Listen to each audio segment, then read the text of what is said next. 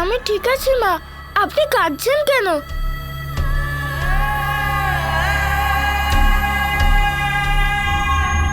নারায়ণের কৃপায় তুমি সুরক্ষিত আছো, কিন্তু কানাই আর শাম্বু কোথায়?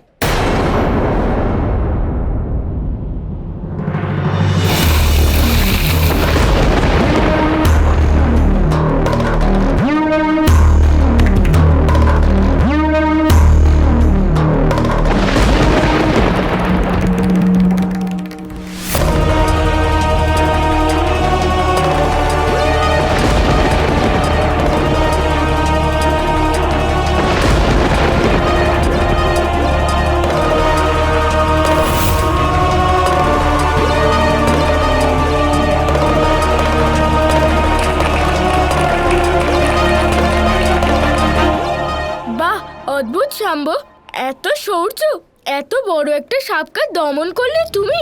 দেখুন আপনারা, আমার বাবা যেমন কালিয়া দমন করেছিলেন সেরকম আমিও একে দমন করেছি। খুব ভালো শাম্বু, আমি গর্বিত তোমার উপর। ওর মূর্খতার বিষয়ে যদি জানতে পারেন তাহলে গর্ব নয়, গ্লানি হবে।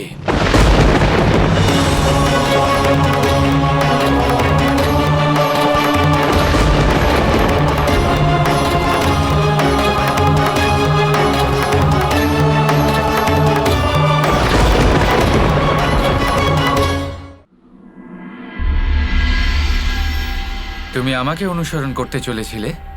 তোমার আর আমার কর্মে অনেক পার্থক্য রয়েছে শাম্বু। আমি কালিয়াকে দমন করেছিলাম কারণ সেটা আবশ্যক ছিল। ওর অহংকার ভাঙা আবশ্যক ছিল। ও সমস্ত যমুনাকে বিষাক্ত করে দিয়েছিল। সকল পশু, পাখি, মানুষ সবাই নিজের প্রাণ হারাচ্ছিলেন, তাই আমি ওকে মর্দন করেছিলাম। আজ তুমি যাকে শেষ করলে, কেন করলে? ও কার ক্ষতি করেছিল শাম্বু? কি অন্যায় করেছিল? শুধুমাত্র নিজের অহংকার পূর্তির জন্য তুমি ওকে মেরে ফেললে। শাম্বু, এক্ষুনি এই মুহূর্তে নিজের এই দৃশ্যতার জন্য সবার সামনে ক্ষমা চাও। আমি ক্ষমা চাইবো না, তাও আবার একটা মরা সাপের কাছে? কখনোই না।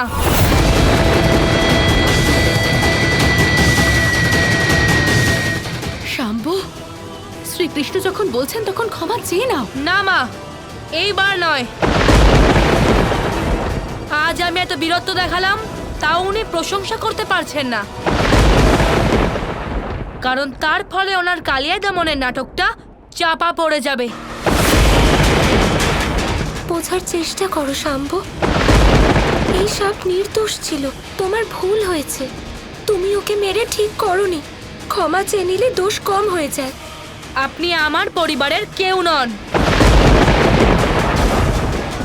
তাই এটাই ভালো হবে যে আপনি এই ব্যাপার থেকে দূরেই থাকুন। অভদ্রতা করো না শাম্বু, এটা তোমার পিতা, এটা দ্বারকাধীশের আদেশ। ক্ষমা চাও এই মুহূর্তে। ত্রিলোকপতিও যদি বলেন তাও আমি ক্ষমা চাইবো না।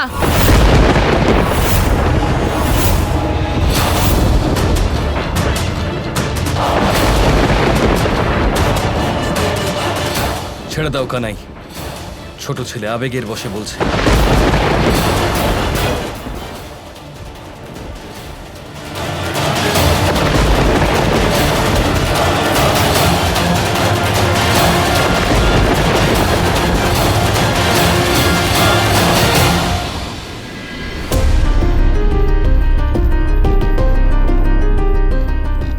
কেন গেছিলে তুমি নদীর পাড়ে?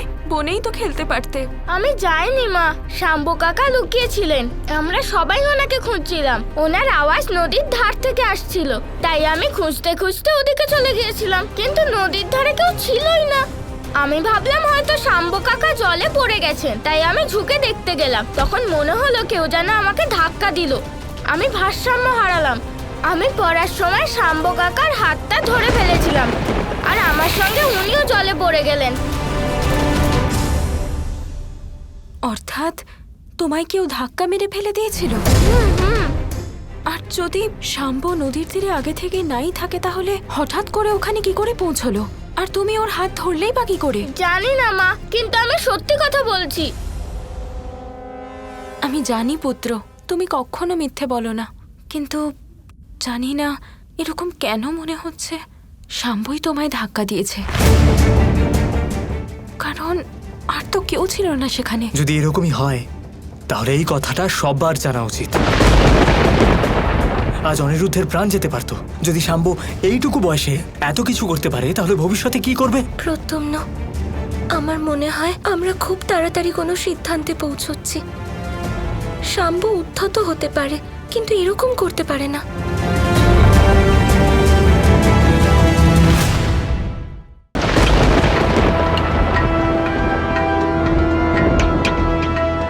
কতক্ষণ এখানে দাঁড়িয়ে থাকবে? এবার ফিরে চলো। পুত্রের ওপর এত রাগ করা ঠিক নয়। রাগ করছি না, দুঃখ হচ্ছে রাধা।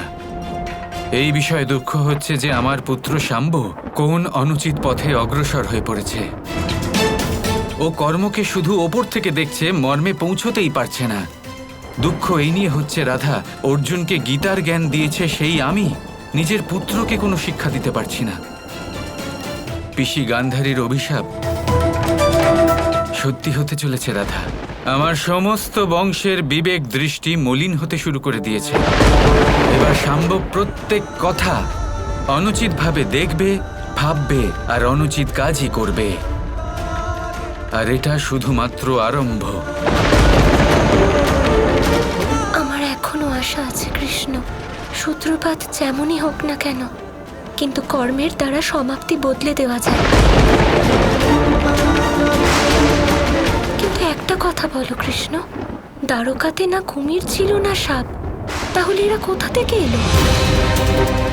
আর দ্বারকার মাঝে যে স্তম্ভ আছে তার আশেপাশে জলস্তর কেন বাড়তে দেখছি আমি? এসব শাম্বের জন্মলগ্ন থেকে শুরু হয়েছে। ধীরে ধীরে এই জলস্তর বেড়ে চলেছে, আর আজ আরো উপরে উঠে গেছে, কারণ আজ দ্বারকাতে দুষ্কর্ম করা হয়েছে। পুত্রমোহের ফলে মহাভারত হয়েছিল রাধা। এই পুত্রমোহেই আজ জাম্বুবতী যখন শাম্বকে অদৃশ্য হওয়ার শক্তি দিয়েছে, তখন থেকেই বিনাশ শুরু হয়ে গেছে।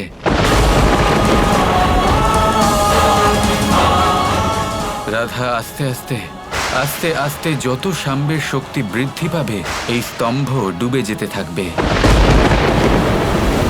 আর একদিন এই সমস্ত দ্বারকা, এই যদু বংশ জলমগ্ন হয়ে যাবে। তখন তুমি কি করবে? দ্বারকাকে এভাবেই ডুবতে দেখবে? না, আমার যা কর্ম তা আমি করব। যা কিছু আমার পক্ষে করা সম্ভব তা আমি করব রাধা।